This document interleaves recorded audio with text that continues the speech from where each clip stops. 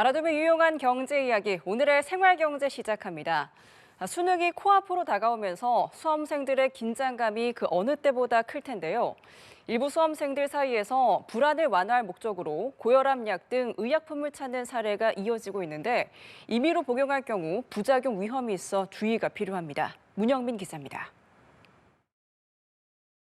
국내 대입 수험생 온라인 커뮤니티에 올라온 글입니다. 수능 당일에 인대놀을 먹어도 괜찮은지 묻습니다. 인대놀은 고혈압이나 부정맥 등 심혈관 질환 치료제로 사용되는 전문 의약품인데 복용하면 한두 시간 안에 혈압과 맥박을 낮춰 긴장과 불안을 완화하는 약으로 통용되고 있습니다. 이 때문에 수험생들 사이에선 이미 수능약으로 입소문을 탄 지 오래입니다.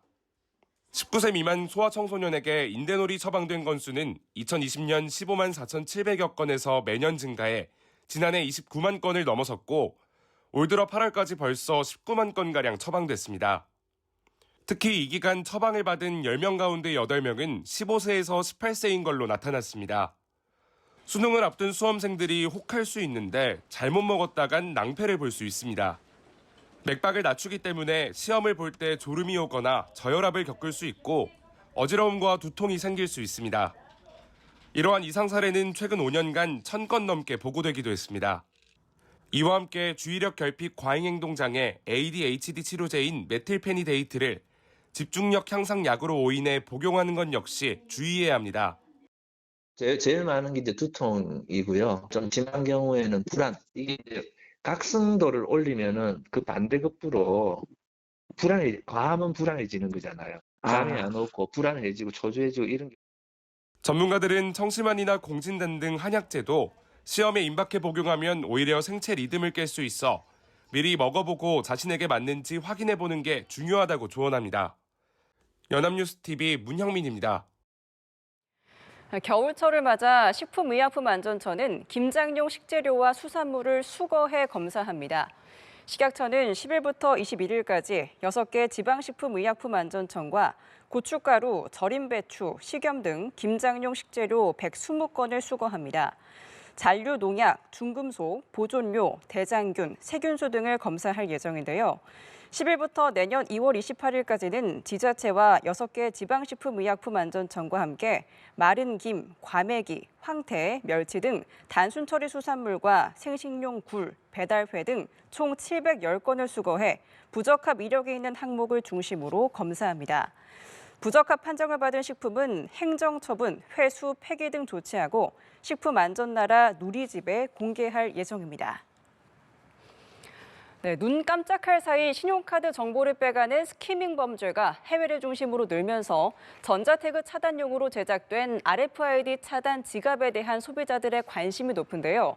실제로는 차단 기능이 없는 제품도 유통되는 등 성능이 미흡한 것으로 나타났습니다. 한지희 기자가 보도합니다. RFID 차단 지갑에 부착된 차폐 소재입니다. 전자파를 반사 흡수시켜 개인정보 탈취를 막아주는 역할을 합니다. 하지만 한국소비자원이 시중에서 판매되고 있는 여권 지갑, 케이스 등 14종을 시험한 결과 일부 제품에는 이 같은 차폐 소재가 아예 없는 것으로 확인됐습니다.